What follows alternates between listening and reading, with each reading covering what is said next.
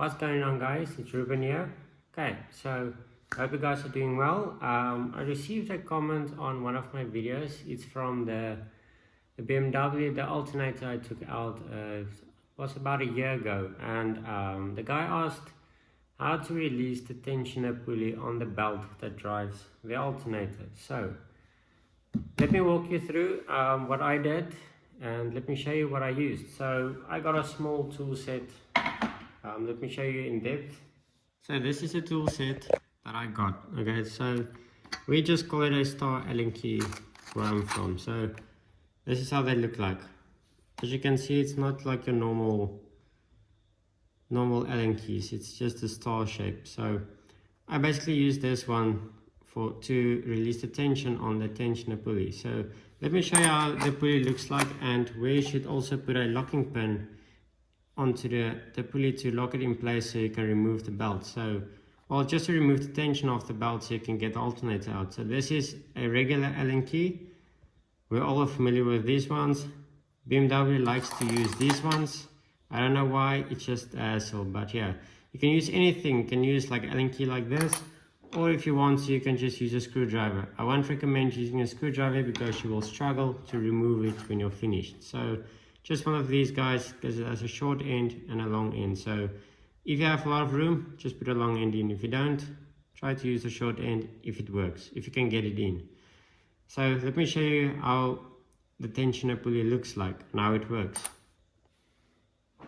Okay, so behold the wonderful N63 motor that doesn't give a lot of troubles. So I had my fair share with this car.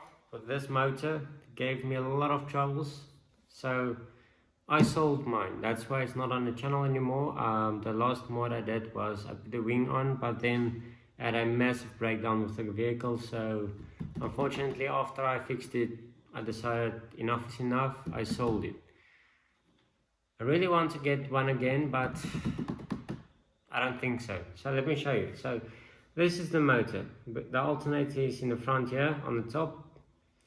On top of your alternator, you have a lot of fuel lines and stuff running over the alternator. It has that little metal bracket. So I didn't remove any lines or anything. I just loosened up the bracket, took the bracket out. It's quite a maneuvering to get it out, and then I just pushed everything slightly out of my way. So basically the belt runs all the way down here, again over there. So, and the little guy that you want is this one over here. So this is your tensioner. On that side, that little space right there, that little hole, that's where this toolkit comes in hand. This Allen key, the star one. Basically put it in there to release it. So let me show you. This is how it looks like. So, and that's the part that you need. So you have to put that Allen key in right over there, and you can use it basically a torque wrench or just your normal wrench or anything that you prefer to use. I just used a regular torque wrench just to remove the tension from the pulley. So as you start to loosen the tension on the pulley, you will definitely find on this side, well, all vehicles has this. So this is where I put that Allen key in. So as soon as you get it all the way, you'll feel it only goes a certain amount, then it stops. Then you take that Allen key, then you push it through that hole just to lock it. As soon as you put it right through, it will go in very easily. And then you start to release the tension of the pulley. So once it starts to go back, you will feel it actually locks. It doesn't go all the way back from it was before you started. So then your tension is off the belt. So then you can take the alternator off, get it fixed, and then put it back.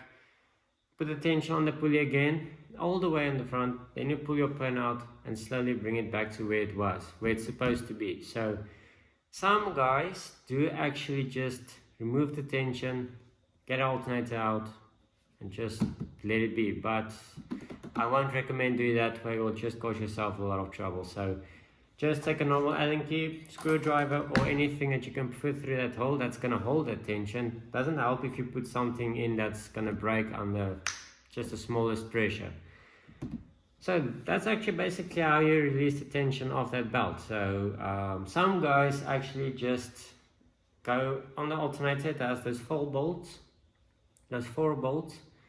and they'll loosen those bolts like 3 turns at a time in a cross pattern the whole time. So then the alternator basically tips all the way until it just slips out of the pulley. So it won't do anything to this pulley or anything when you just bring it all the way back, but I just recommend put a lock pin in, and then you're set for when you put it back together. Then you're all good. Then you can just put the tension back, pull the pulley, the little pin out, and let's just let it come back to where it's supposed to be. So that's how I would do it, and that's how I did it. So yeah, it's basically, if you don't try it, you'll never know. So what I always do is, if I go to strip something or take something apart that I really do know I'm not going to be able to put this back together, I put my phone on record or my camera on record, and I record the whole thing that I'm doing. So when I'm putting everything back together and I forgot, shit, I don't know where this part goes, then I can just go recheck my footage, and it will basically, as if I'm showing myself, look, this is where it's supposed to go. You need to think, eh? So yeah, that's about it. So news on the BMW, I sold it. So yeah, had one of the coil packs gone bad. The turbo pump basically just quit on me because it has twin turbo. The one turbo pump just left the building. So, and then my one engine mounting basically broke. And actually I bought the car with that engine mounting broken. The car had this weird cluck sound when you basically launch the vehicle, and the whole motor moves like this. So I basically took the car in, I did a full inspection, showed me the mounting was broken, got that repaired, the turbo pump, coil packs, we did spark plugs on that car. It had a massive transmission problem as well, just drivetrain everywhere, and yeah, so, but when I got the vehicle back, it had heaps of power. I thought that vehicle had power, but sure, when I got it back, it had even more power. I couldn't even believe it. Yeah, but a lot of my friends said, yeah, you drive such a grandpa vehicle. In Afrikaans, in South Africa, we say, you drive an opa car. So, but I always laugh at them and say, yeah, I do have a grandpa vehicle, but it has a lot of power. So that's why I like it. Luxury and power, but it wasn't reliable.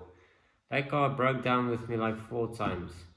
The worst part where it broke down was in a KFC drive-thru. Imagine standing there with a broken vehicle in a drive-thru of a takeaway place. So, not a good experience. But the N63 motor, and that is an N63 TU.